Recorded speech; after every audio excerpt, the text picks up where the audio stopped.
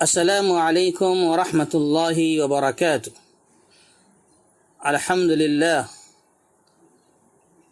والصلاة والسلام على من لا نبی بعدہ، اما بعد، قال النبی صلی اللہ علیہ وسلم: المسلم من سلم المسلمون من لسانه ويده والمهاجر من هجر ما نهى اللہ عنہ۔ محترم دوستوں اور ساتھیوں، خواتین اسلام، پچھلی نشستوں میں ہم نے آپ کے سامنے جو حدیث پیش کی تھی وہی حدیث پھر پیش خدمت ہے، کیونکہ اس میں حدیث کا ایک ٹکڑا باقی رہ گیا تھا۔ پچھلی نشستوں میں تو اس حدیث کے حوالے سے یہ بات آئی کہ سچا مسلمان، حقیقی مسلمان وہ ہے جس کی زبان سے اور جس کے ہاتھ سے دوسرے لوگ محفوظ رہیں۔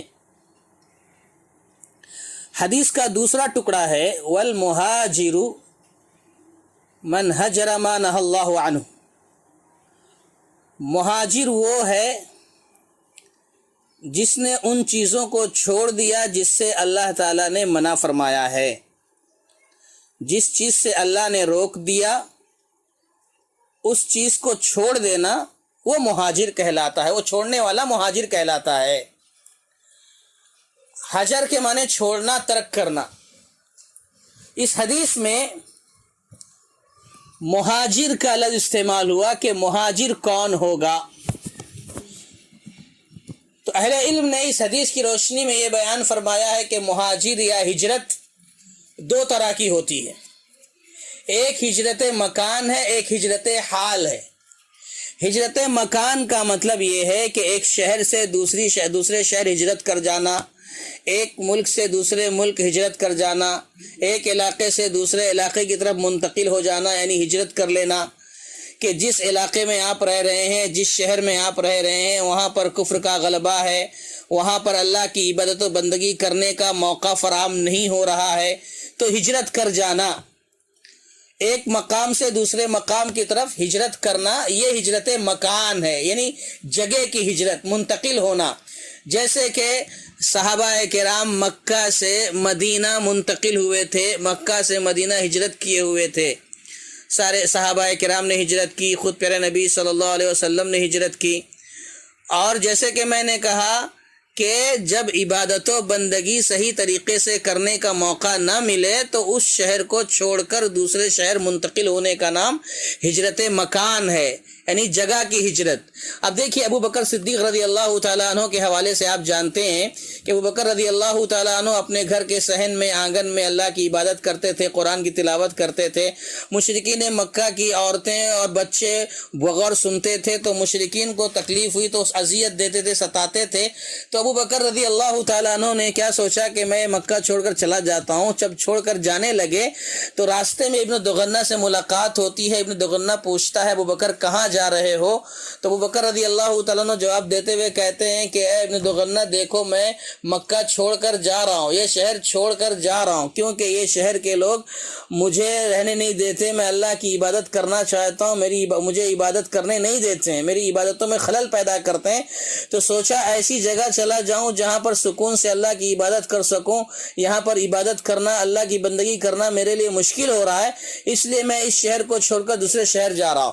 تو ابن دغنہ نے کہا کہ یا مثلک یا ابا بکر لا یخرج ولا یخرج، ابو بکر تم جیسا انسان ہمارے شہر سے نہ تو خود سے جا سکتا ہے اور نہ ہی اسے کوئی نکال سکتا ہے، چلو میں تمہیں اپنی پناہ میں لیتا ہوں۔ بہرحال ابن دغنہ نے اپنی پناہ میں لی، پھر کچھ دن رہے، لیکن آخر کار مجبور ہونے کے باوجود مجبور ہوئے، اس کے بعد ہجرت کرنا ہی پڑی۔ تو بہرحال کہنا یہ ہے کہ ہجرت مکان ایک ہوتا ہے کہ جس شہر میں، جس جگہ، جس علاقے میں رہتے ہیں اور وہاں پر اللہ کفر کا غلبہ ہے، اللہ کی عبادت و بندگی کرنے کا موقع نہیں مل پا رہا ہے، دشواریاں ہیں، تکلیفیں ہیں، تو ایسے شہر منتقل ہو جانے کو، اس شہر سے دوسرے شہر منتقل ہو جانے کو ہجرت کہا جاتا ہے۔ اور ایک ہجرت ہے ہجرت حال، یعنی جس حالت میں ہم ہیں، یعنی اس حال میں کہ جس میں ہم اللہ کی نافرمانی کر رہے ہیں، گناہ کے کام کر رہے ہیں، معصیت کر رہے ہیں، تو اس سے ہجرت کرنا، یعنی معصیت سے، نافرمانی سے، گناہ کے کام سے ہجرت کرنا، گناہ کے کام کو ترک کر دینا، چھوڑ دینا، اس کو ہجرت حال اہل علم نے کہا ہے، ہجرت حال اس کو کہا جاتا ہے۔ اور آج عقل ہم لوگ گناہ کو بہت معمولی سمجھتے ہیں. آج چھوٹے موٹے گناہ کرتے کرتے آدمی بڑے بڑے گناہ کر جاتا ہے. تو اس لیے گناہ کو معمولی نہیں سمجھنا چاہیے, گناہ کو چھوڑ دینا چاہیے, چاہے چھوٹا ہو یا بڑا. چھوٹے چھوٹے گناہ سے آدمی بڑے بڑے گناہ کرتا ہے.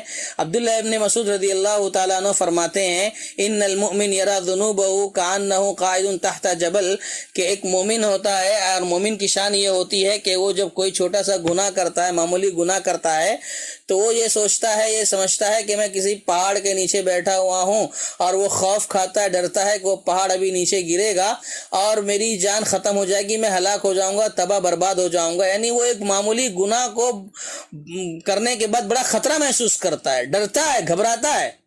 وَإِنَّ الْفَاجِرَ يَرَى ذُنُوبَهُ كَذُبَابٍ, لیکن ایک فاجر و فاسق جو ہوتا ہے وہ گناہ کرتا رہتا ہے, اسے گناہ سے کوئی شرم نہیں آتی, کوئی حیا نہیں آتی, اور وہ گناہ کرنے والا فاجر شخص ہے, فاسق شخص ہے, تو وہ یہ گناہ کو ایک مکھی کے مانند سمجھتا ہے. کذباب, مکھی آئی ناک پر بیٹھی اسے اڑا دیا. جس طرح مکھی کو ناک پر بیٹھنے کے بعد اڑا دینے میں کوئی آدمی پرواہ نہیں کرتا ہے, بس آئی اڑا دیا, ایسے ہی گناہ کو سمجھتا ہے, گناہ کرتا جا رہا ہے, کوئی اہمیت نہیں دے رہا, کوئی پرواہ نہیں کر رہا. تو بہرحال کہنا یہ ہے کہ ہجرت جو ہے, ایک ہجرت تو مکانی ہے جو اللہ کے نبی صلی اللہ علیہ وسلم نے کی, صحابہ کرام نے کی, اور اسی طریقے سے دوسری ہجرت حال ہے. یعنی ہجرت حال کا مطلب یہ ہے کہ معصیت سے, نافرمانی سے, گناہ سے, اللہ کی بغاوت سے ہجرت کرنا, یعنی ان ساری چیزوں کو ترک کر دینا, چھوڑ دینا, گناہ کے کام کو چھوڑ دینا. بہرحال یہ مختصر سی وضاحت اس میں ضروری تھی, اور زیادہ وقت نہ لیتے ہوئے اسی پر بات ختم کر رہے ہیں. اللہ سے دعا ہے کہ اللہ تبارک و تعالی ہم تمام کو جو باتیں کہی جا رہی ہیں, سنی جا رہی ہیں, اللہ ہم کو اس پر عمل کرنے کی توفیق عطا فرمائے. آمین. وآخر دعوانا ان الحمد للہ رب العالمین. والسلام علیکم ورحمۃ اللہ وبرکاتہ.